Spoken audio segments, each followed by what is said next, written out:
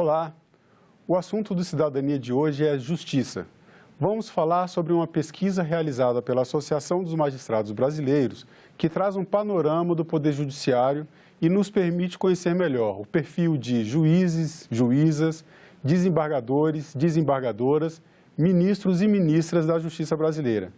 A conversa será com o presidente da Associação Brasileira de Magistrados, o senhor Jaime de Oliveira. Muito obrigado, senhor Jaime, pela presença. Bom, o nome da pesquisa é Quem Somos? A Magistratura que Queremos. Qual a importância dessa pesquisa para o judiciário e qual a importância dessa pesquisa para a população no sentido de compreender melhor a justiça brasileira? Marcela, essa pesquisa ela surgiu porque há mais de 20 anos a AMB, essa mesma associação, ela realizou um outro trabalho chamado Perfil da Magistratura Brasileira, que depois gerou um livro que foi muito estudado na época, hoje está esgotado.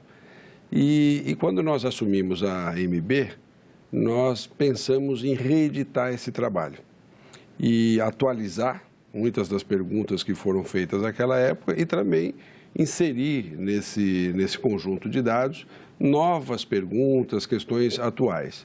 A importância primeiro, acho que o mais importante disso é a gente sair do achismo, não é?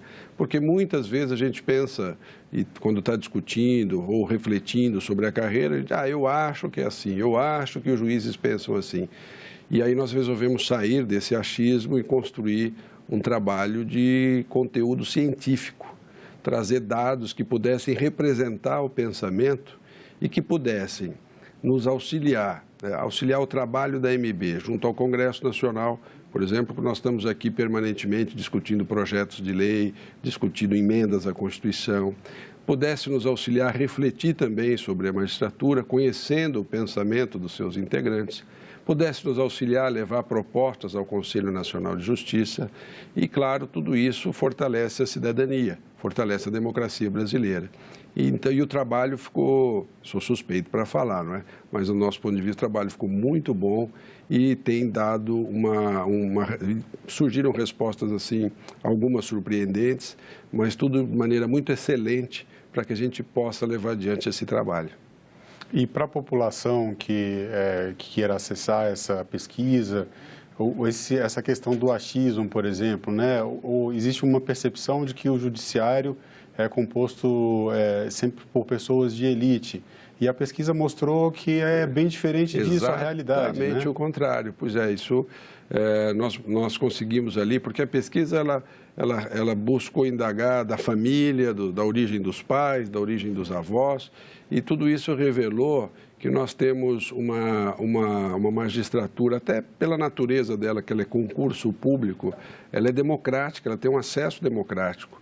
Isso mostrou que a magistratura vem das variadas classes da sociedade, mas não é o que se falava, uma magistratura elitizada. Nós temos todos os segmentos ali hoje representados na magistratura. Nós tivemos situações de o motorista do Tribunal de Justiça de São Paulo, que estudou, que se dedicou, hoje é um magistrado no Tribunal de Justiça de São Paulo.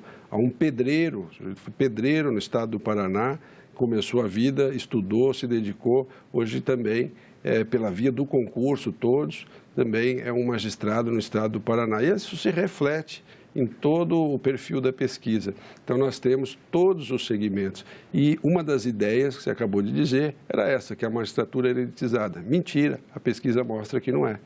Então, o acesso à justiça, não só o acesso como recurso, o cidadão quando precisa de garantir um direito, de lutar por algum direito, mas o acesso para participar, para ser um juiz, um desembargador, também é um acesso democratizado. É um acesso democratizado, público, né, pela via do concurso público. Então, qualquer pessoa que tenha paixão pela magistratura, que goste dessa função, desde que ele cumpra alguns requisitos, que é cursar uma faculdade de Direito, depois cumprir alguns requisitos que ele tem que cumprir para prestar o concurso, 3 anos de prática jurídica.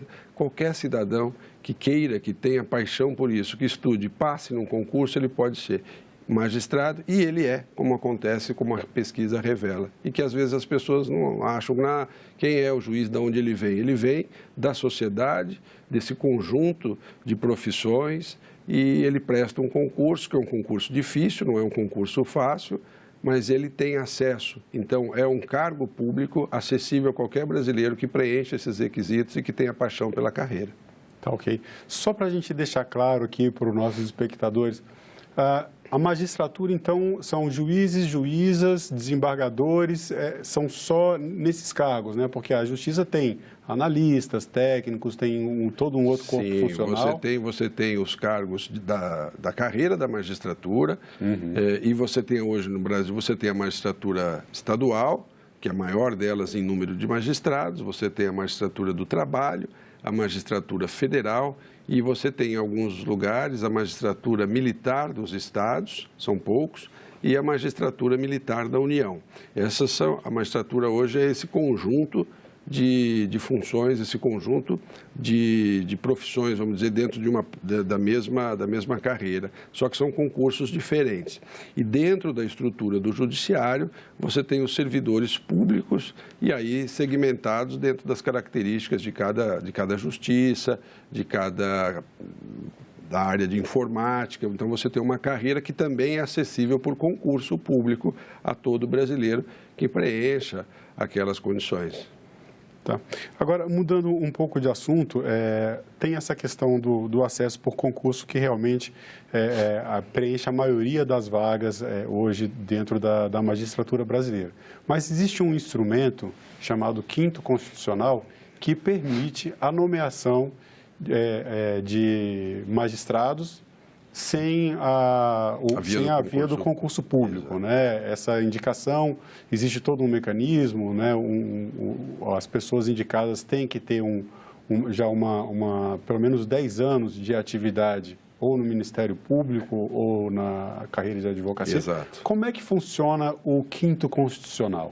O Quinto ele surgiu no Brasil, ele vem ali do governo de Getúlio Vargas. Ele surge num determinado momento numa Constituição do Brasil, prevendo que por isso ele chama quinto, que 1/5 das vagas dos tribunais deveriam ser preenchidas por advogados ou membros do Ministério Público. Eles alternam, 1/5 das vagas é reservado e há uma alternância. E quem escolhe hoje a advocacia indica para o tribunal 6 nomes, e o tribunal indica 3 e vai a lista para o governador fazer a nomeação. A mesma coisa acontece com o Ministério Público, falando para dar um exemplo da Justiça dos Estados. O Quinto teve na nossa pesquisa hoje uma rejeição de quase 99%, 98% em todos os segmentos pesquisados. É sempre delicado você falar do Quinto Constitucional, porque aqueles que ingressam ou que ingressaram pelo Quinto, lógico, sentem que isso pode ser alguma rejeição a eles. Não, não é. Não é uma rejeição às pessoas, é uma rejeição ao instituto, ao modelo de acesso à justiça. O que os juízes disseram, de maneira geral, é que eles preferem e acham que o modelo de justiça brasileira deveria seguir o acesso apenas pela via do concurso público. O Brasil tem uma particularidade, porque a base da magistratura, o primeiro grau e o segundo grau, à exceção do quinto, é formado por juízes de primeiro grau. Mas conforme você vai subindo aos tribunais, os juízes de carreira vão perdendo, vamos dizer, o espaço dentro desses tribunais. E isso a pesquisa revela que os juízes não concordam com esse modelo, até porque se sustenta, inclusive, que isso acontece em alguns países, o que eu estou falando não é um pleito desarrazoado. Em alguns países europeus, por exemplo, você tem um número reservado de vagas na Corte Suprema, que deve ser ocupado apenas por juiz de carreira. No Brasil não existe essa reserva. Então, você acaba, em muitos momentos da história, tendo poucos juízes de carreira, que são esses concursados, ocupando esses cargos nos tribunais superiores e mesmo nos tribunais. Então, esse é um tema que exige reflexão da magistratura, dos juízes, da juíza e da sociedade como um todo. É preciso refletir sobre isso sem querer individualizar, não é? Porque nós temos na carreira excelentes magistrados, juízes, juízas, desembargadores, desembargadoras que vieram pelo Quinto Constitucional e são excelentes magistrados. Os que os juízes disseram não é que eles não gostam ou não querem estas pessoas. O que eles estão dizendo é que eles entendem que o Instituto do Quinto Constitucional não deveria subsistir mais na ordem constitucional brasileira. É isso que eles disseram. A preocupação seria de que o Quinto Constitucional possa ser utilizado como forma de indicação política. Os magistrados entendem que a melhor via de acesso ao cargo do judiciário deve ser o concurso público. É isso que eles entendem. Então, e depois, ingressando, lógico, pela base, que é pelo primeiro grau, e depois você vai ascendendo os degraus da carreira com a promoção, que se dá sempre por 2 critérios, a antiguidade e o merecimento. Agora, mesmo havendo essa maioria expressiva, né, dos juízes que preferem que o Quinto Constitucional não subsista mais, não depende apenas do judiciário modificar esse instrumento, porque é um instrumento constitucional. É um instrumento constitucional, está bem sedimentado na nossa ordem constitucional, isso depende de uma mudança legislativa. E para que essa mudança ocorra, isso também exige uma mudança de cultura. E para que isso ocorra, esse tipo de pesquisa serve para isso, para gerar reflexão. Pode ser que mais adiante se conclua que o caminho não seja esse, mas o que hoje os juízes disseram é que eles querem uma reflexão sobre esse assunto e no entendimento deles que o Quinto Constitucional não deveria subsistir. Bem, outra questão que chamou bastante atenção na pesquisa, que também é de interesse, né, da população, diz respeito à eficiência do Poder Judiciário. E foram elencadas 3 alternativas principais, as prioritárias, que seriam necessárias, alternativas que poderiam aumentar a eficiência do Judiciário. Uma delas, daí volta à questão do Supremo Tribunal Federal, fala sobre a alteração da competência do Supremo Tribunal Federal para que ele atuasse apenas como uma corte constitucional.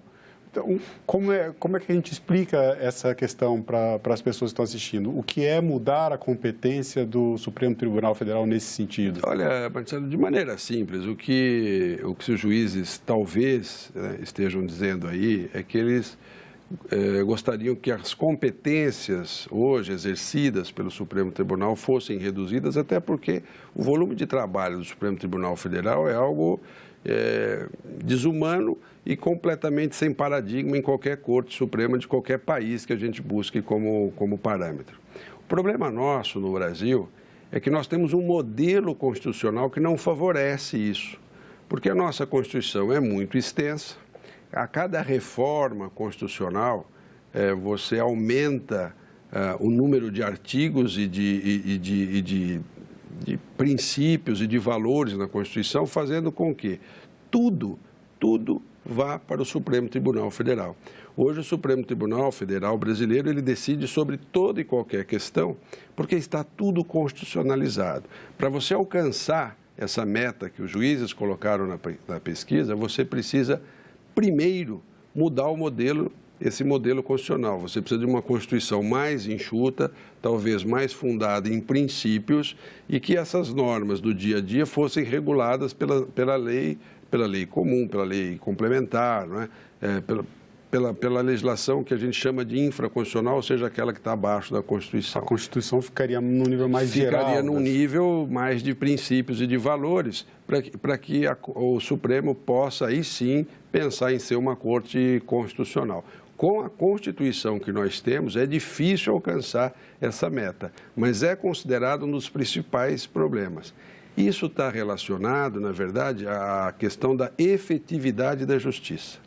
O que a pesquisa revela, quando você começa a cruzar os dados, quando você começa a buscar as respostas, então, que foram feitas às variadas perguntas, você percebe que os juízes e as juízas, eles disseram o seguinte: eles querem uma justiça mais efetiva, eles querem uma justiça que funcione mais rapidamente, o que está, acho que até de acordo com esse momento que o Brasil vivencia.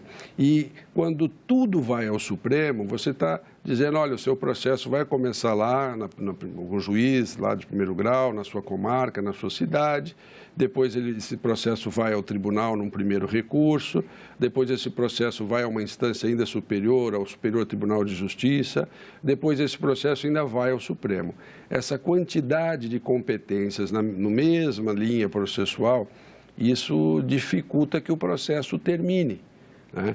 E isso gera o que talvez seja o maior problema da justiça, que é a morosidade. Quando você tem 80 milhões de processos em andamento, cerca de 20 milhões, 25 milhões de processos novos a cada ano, se você não tiver um sistema racional, né, você não vai conseguir dar vazão e respostas à sociedade, porque não há nada pior para o cidadão que está com um processo na justiça ficar aguardando e ele não terminar, né? Os juízes disseram de maneira muito clara que eles têm como contribuir com isso para melhorar essa situação com essas sugestões que eles deram. Essa foi uma delas, que é mais complexa, mas eles deram outras, como, por exemplo, limitação de recursos, a limitação do efeito suspensivo. O que é limitar o efeito suspensivo de um recurso? É permitir que aquela decisão primeira que foi dada já comece a valer, que ela tenha um valor.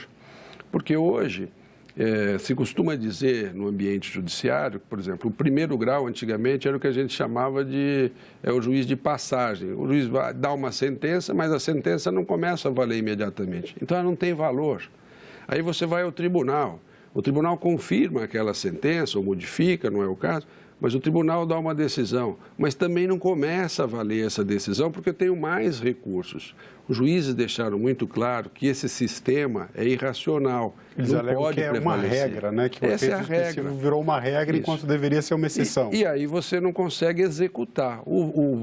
Para usar um exemplo simples, o credor ganha, mas não leva, porque ele não começa a execução do seu crédito. Deixa só para entender.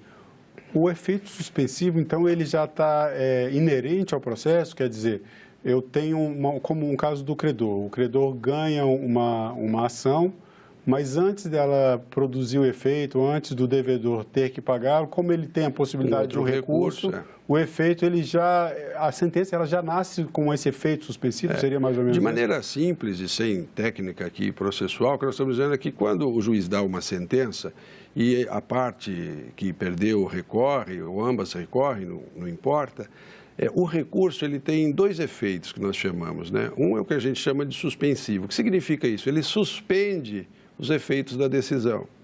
E o que a gente chama de devolutivo é que ele devolve para o tribunal, né, que vai examinar o recurso, aquela matéria que foi examinada.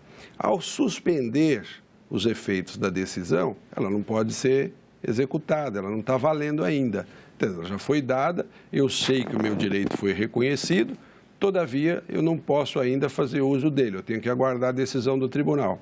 Quando chega no tribunal, se é apresentado um outro recurso para uma outra instância, um recurso interno dentro do mesmo tribunal, ou um recurso para uma corte superior, um Superior Tribunal de Justiça ou um Supremo, se esse recurso também tem efeito suspensivo, ou se de alguma maneira eu não consigo fazer valer essa decisão, vai gerando uma frustração naquele que tem o seu direito reconhecido e de alguma maneira não consegue fazê-lo realizar.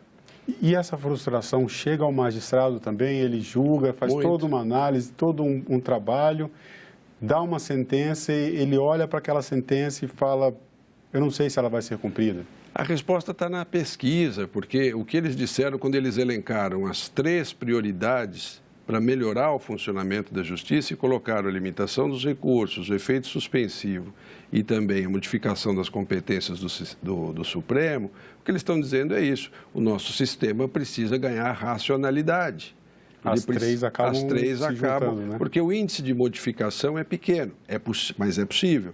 Só que você tem que, de alguma forma, avançar com isso. No Congresso Nacional, tem projeto de emenda à Constituição, tem projetos de lei que tratam do assunto, que estão para ser discutido na casa. E um desses assuntos é justamente modificar a questão do efeito dos recursos. Hoje está muito em voga discutir, por exemplo, a questão da prisão em segunda instância. O que é a prisão em segunda instância? É justamente saber se após a decisão do tribunal ela vai ser executável ou não, ou se nós temos que aguardar a decisão das cortes superiores e o trânsito em julgado, que é a decisão definitiva do judiciário, para que ela possa executar. É isso que o Supremo vai decidir ainda este ano. E isso vem de encontro a essa questão, a segunda prioridade estabelecida aqui, encontrada na pesquisa, que é a limitação dos recursos. Ele vai estar mais ou menos junto com essa... Está alinhado com isso. Quando se fala em limitação de recursos, mas será que nós vamos ter... vai ofender o cerceamento de defesa? Não é.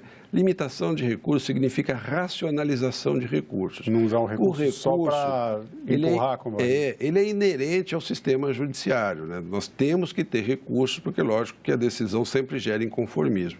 Mas também não pode ser um número tal de recursos que ele nunca termine, ou que você nunca consiga chegar a uma solução final, porque você sempre quer mais um recurso. Sistemas mais racionais vão estabelecer a decisão do juiz, em primeiro grau, um recurso ao tribunal. A partir da decisão do tribunal, que eu estou dizendo que um juiz já examinou, no tribunal mais 3 examinaram, de maneira que a partir disso, no mínimo a partir disso, é preciso dar alguma efetividade ao sistema. O conjunto de respostas que os juízes deram é que eles querem essa racionalidade do sistema jurídico brasileiro. Até mesmo para dar o crédito à justiça. Porque a frustração, ela sobrecarrega o judiciário. Não adianta, e os juízes dizem isso com alguma frequência, olha, não somos nós que fazemos as leis, eu tenho que cumprir. E essa pesquisa serve para isso. E nós vamos levá-la ao parlamento. Esses tópicos específicos vão ser discutidos com o parlamento. Olha, aqui tem desses atores principais, essa instituição que se chama judiciário, que atua com isso, está dizendo, olha, o sistema não funciona bem assim. Então, nós vamos discutir com quem tem a competência para modificar as leis, que são os deputados e os senadores, para ver se eles se sensibilizam com isso e, a partir disso, começam a abrir esse debate e, quem sabe, por esse caminho ou por outros que podem surgir no debate melhores do que esse, nós consigamos avançar para dar racionalidade ao sistema processual brasileiro. E comparando essa pesquisa agora tão atual com a primeira pesquisa que foi feita ainda na década de 90, qual é a leitura que o senhor faz dessa evolução do Poder Judiciário no Brasil? Nós estamos agora numa fase ali de análise dessas pesquisas, desses dois, fazendo agora os quadros comparativos, mas os sociólogos que fizeram, porque nós conseguimos algo raro também na sociologia, que foi o mesmo grupo de sociólogos que fez a pesquisa atual, eles realizaram aquela pesquisa de mais de 20 anos. E eles conseguiram, então, perceber essas mudanças. Uma delas, por exemplo, a magistratura envelheceu, ou seja, os juízes eram mais novos nos segmentos analisados e agora eles estão mais velhos. Então, houve um amadurecimento da magistratura. Houve mudanças em conceitos. Por exemplo, há 20 anos, os juízes avaliavam que as corregedorias hoje existentes nos tribunais, aquelas corregedorias atuais, elas não cumpriam bem o seu papel de fiscalização. Isso por uma boa maioria na época. 20 anos depois, a resposta foi exatamente o contrário. Os juízes avaliaram que as suas corregedorias estão funcionando bem no papel fiscalizatório. E eles deram uma outra sugestão. Estão sugerindo que as corregedorias passem agora a trabalhar mais um papel de incremento da justiça, de orientação do funcionamento da justiça. A corregedoria sempre foi ligada à fiscalização, à correição. Agora, ela está sendo ligada à correição, até porque ela está cumprindo bem o seu papel correcional, mas também ela pode ter um papel de orientação das funções do juiz. Tivemos mudanças em matéria de religião, nos conceitos dos símbolos usados na justiça. Tudo isso foi perguntado há 20 anos, repetido agora as questões e houve mudanças sensíveis nas respostas. Para acessar essa pesquisa, ela está disponível ao público, qualquer pessoa que queira conhecer? Ela está disponível no site da associação, que é www.amb.com.br.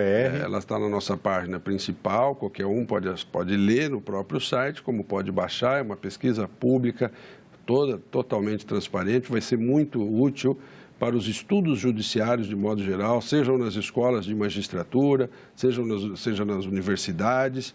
Eu acho que esse trabalho, tanto essa quanto o anterior, é um trabalho de profundo autoconhecimento do judiciário brasileiro. Senhor Jaime, muito obrigado pela presença e obrigado pela entrevista. Eu que agradeço. Muito obrigado. E para você que quer ter acesso à pesquisa, ela está disponível no site da Associação dos Magistrados Brasileiros, www.amb.com.br. E se você quiser baixar, rever ou compartilhar o link dessa entrevista, acesse a página da TV Senado, senado.leg.br/TV, ou então o canal da TV Senado no YouTube. Para fazer qualquer comentário, crítica ou sugestão, ligue 0800 61 2211. Obrigado pela atenção e até o próximo Cidadania.